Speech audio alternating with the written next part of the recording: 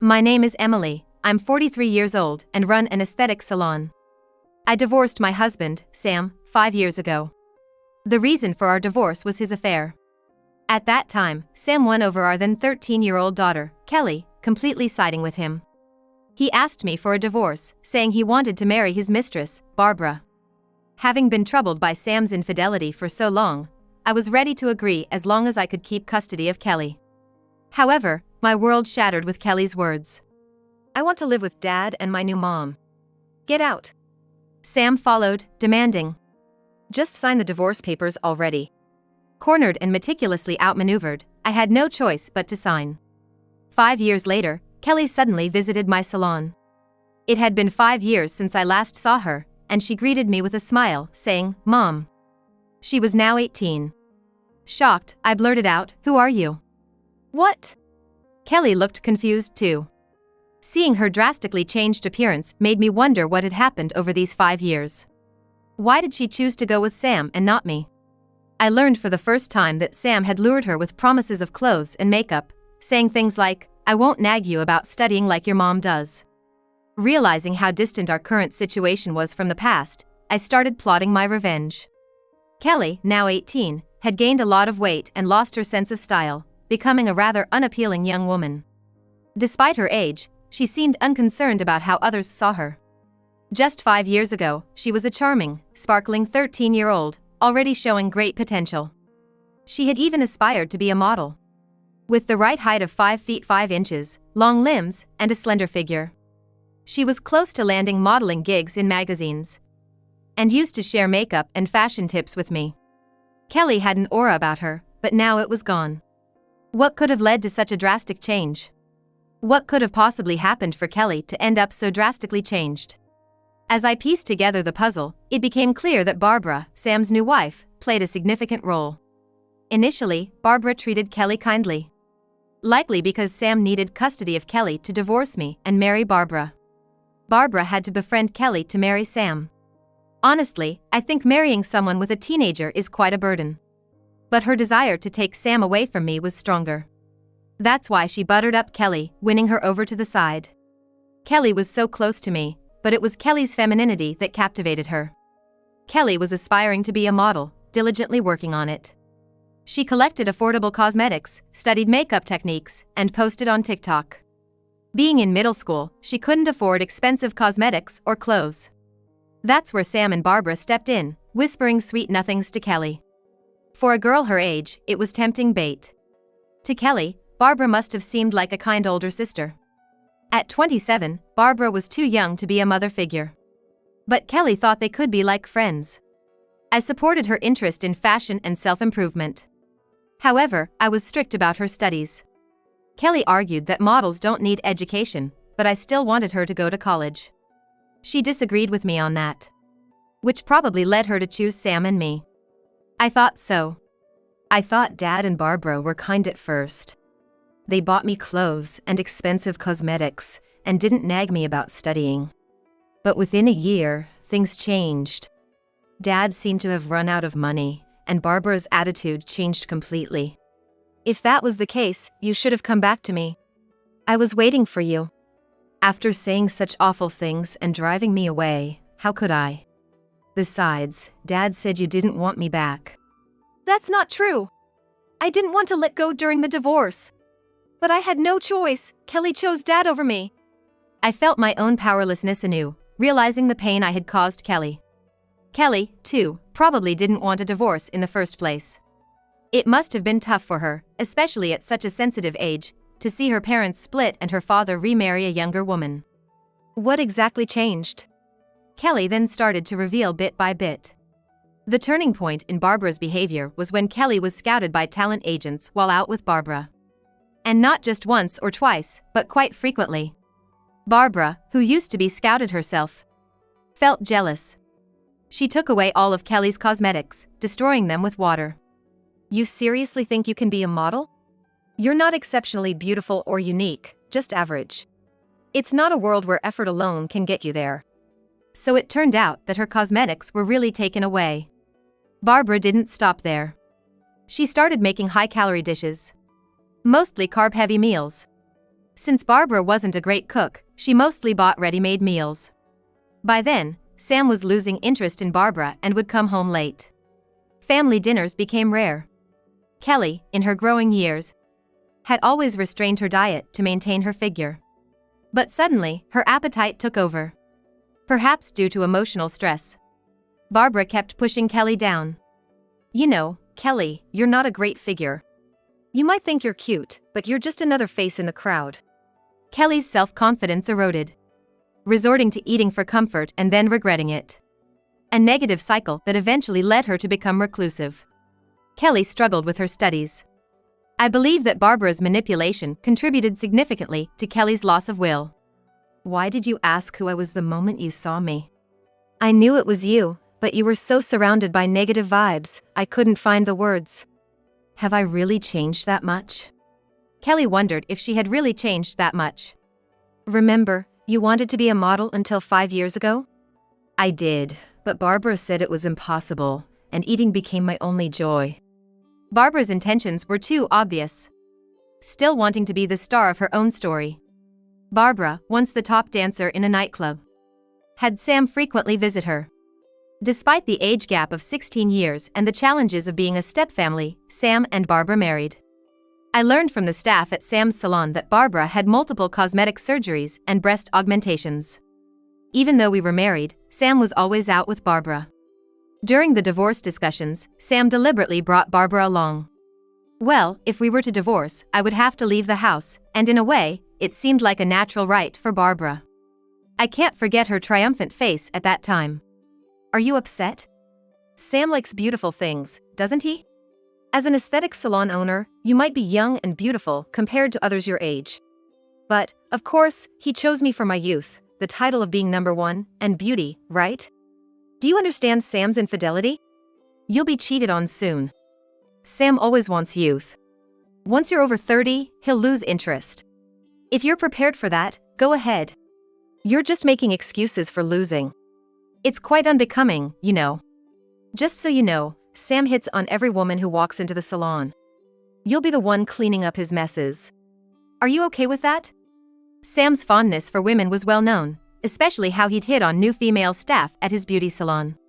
This led to many new hires quitting early, burdened by their troubles and hurt feelings. I often ended up being their outlet for complaints. When they couldn't bear Sam's behavior anymore, they'd come to me, unable to confront him directly. I became a sort of buffer for them. Some even talked about suing, so I tried to settle things amicably with money. Sam was much tougher on male staff, which led to them quitting quickly too. His salon was a parade of power and sexual harassment, and it was a wonder it hadn't shut down yet. Eventually, it was just Sam and one long-term male employee running the place. Even then, the salon wasn't exactly booming. Barbara is indeed beautiful, but it's all artificial, right? Lips, eyes, nose, bone structure, teeth, breasts, all cosmetic surgery, right? It must be tough maintaining all that, I said, accepting or rather coming to terms with Sam and Barbara's marriage. 5 years on, Barbara seemed to be in trouble. To keep the fickle and capricious Sam, she was getting more and more surgeries. Even to the untrained eye, her face looked unnatural. It was obvious she'd had work done. Her face seemed stretched, and she had trouble moving her mouth. Almost like a cyborg, I heard. Barbara was always afraid of being abandoned by Sam. Thankfully, Kelly hadn't been influenced by Barbara and stayed away from plastic surgery. But from what Kelly told me, Barbara was having money troubles. Saving money takes time, but spending it happens in a flash. Barbara had spent so much on luxury brands and surgeries that she was nearly broke. Of course, she relied on Sam's money. She didn't really know how much he earned. Just assumed he was rich because he spent a lot at the nightclub. Kelly shared her views on their financial habits.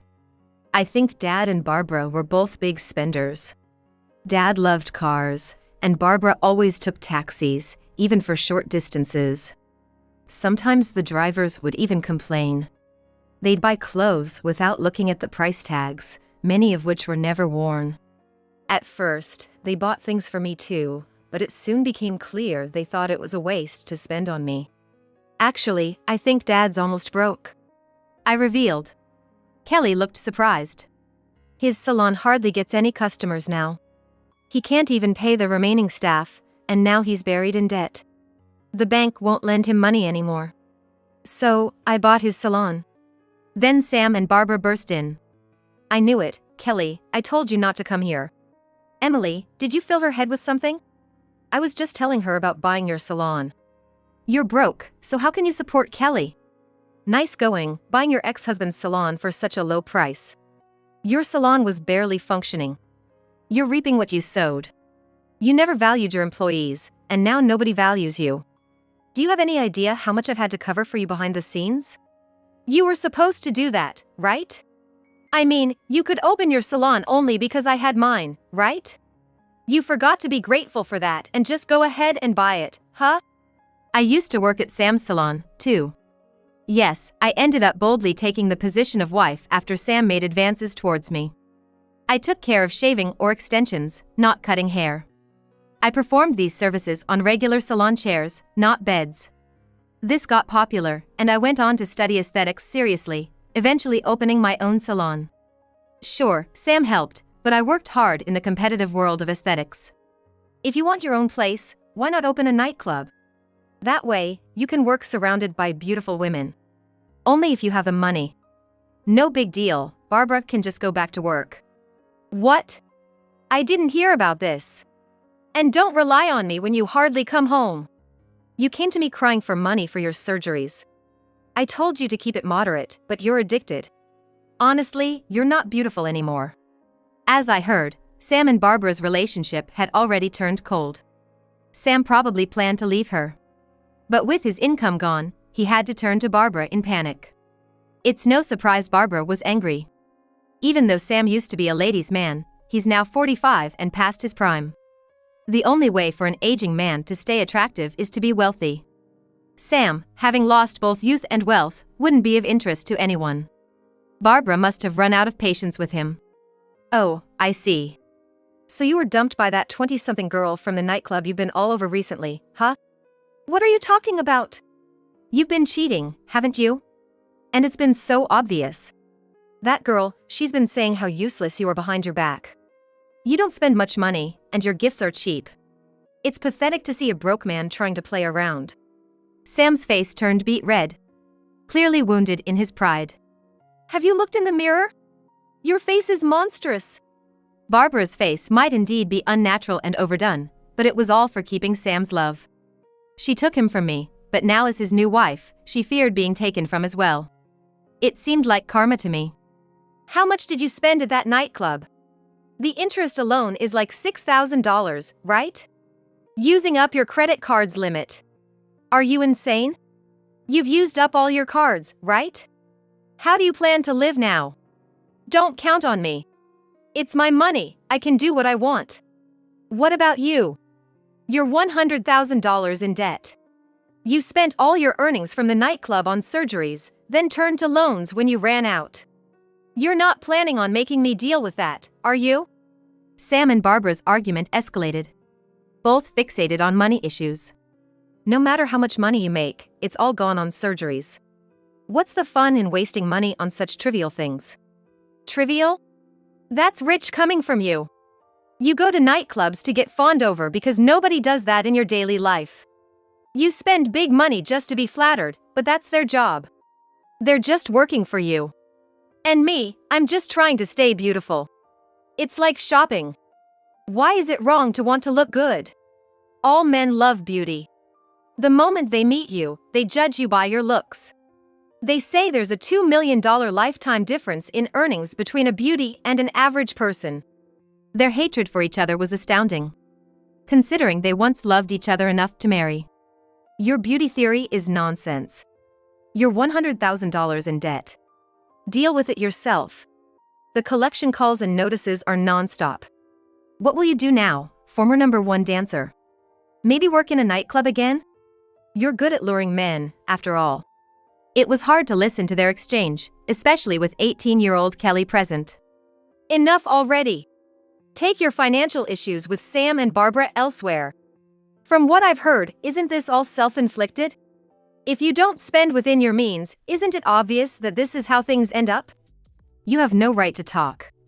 You took my business and now tell me to fend for myself. What, you expect me to start over as an apprentice? If you're desperate enough, you can do anything. Just don't run away by declaring bankruptcy. I had something clear to say. Barbara, anything you want to say to me? You want an apology now? Ever since I was married to Sam, you've been bad-mouthing my salon on social media. Even after you married him, it got worse. I don't care if it's jealousy or what, but enough is enough.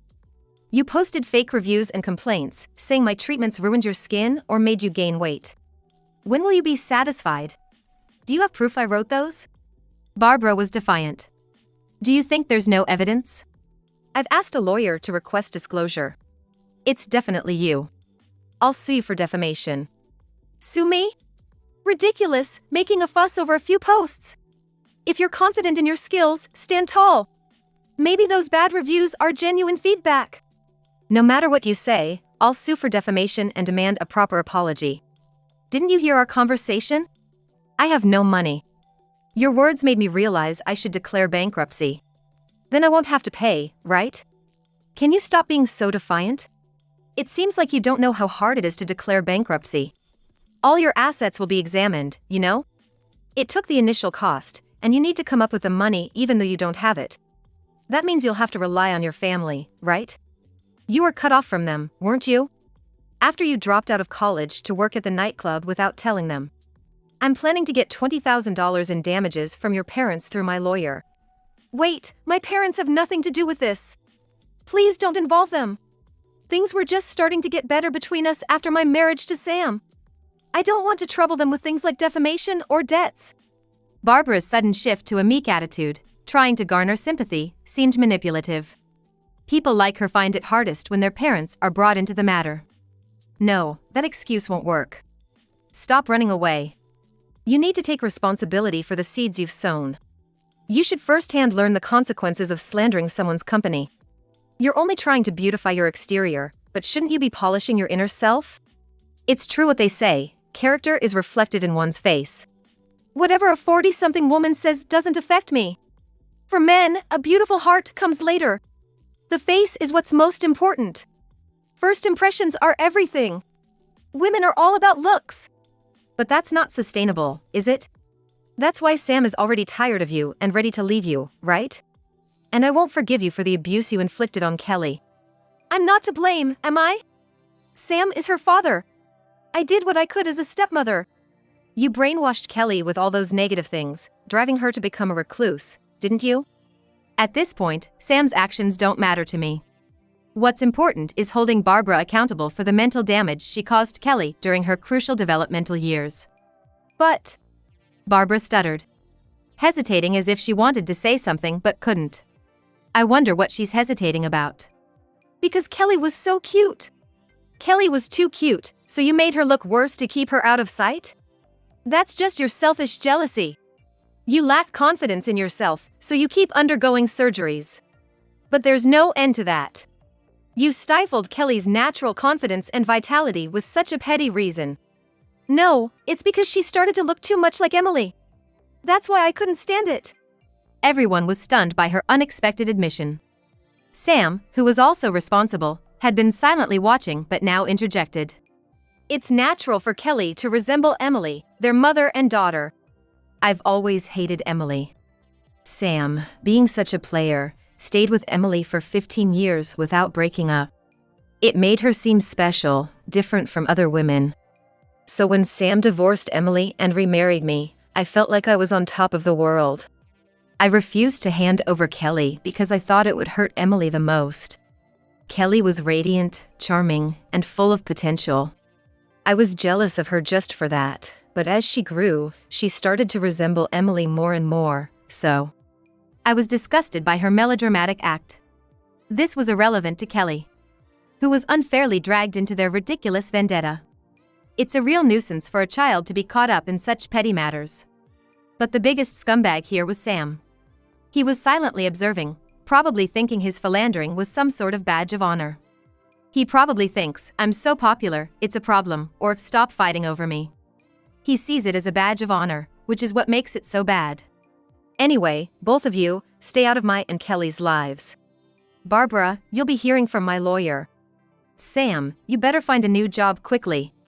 I'm going to make up for the lost 5 years with Kelly. After everything, Sam and Barbara ended up divorcing, having no reason or meaning to stay together. Sam was saddled with the $100,000 debt Barbara had accumulated for cosmetic surgeries during their marriage. He had to start over, finding a job from scratch. Though he had experience as a hairstylist, it was only viable in his own salon. Now, he works as a low-level hairstylist by day and a security guard at night. After spending all day standing as a hairstylist, he stands yet again at night, working as a security guard. A tough schedule for someone who always bragged about his youth. The debt won't wait. And he chose this path by marrying Barbara. Meanwhile, Barbara, with her funds depleted, couldn't maintain her cosmetic surgeries. Her face deteriorated, and she became unrecognizable, a far cry from her former self. During the day, Barbara avoids public attention by wearing sunglasses and a mask, and at night, she works at a bar to make ends meet. This information came from a former informant at the beauty salon. This skillful informant has now opened his own salon. Through my lawyer, I demanded $20,000 in damages from Barbara for defamation. Of course, Barbara couldn't pay, so I approached her parents in the countryside. Despite speaking ill of Barbara's reckless lifestyle in the city, they apologized and paid the $20,000. Her parents seemed troubled by their daughter's actions in the city, involving hostess clubs and defamation. I wonder what they would think if they saw Barbara now. As of now, Barbara hasn't declared bankruptcy. I decided to let the matter rest with the $20,000 and want to cut ties with both Barbara and Sam completely.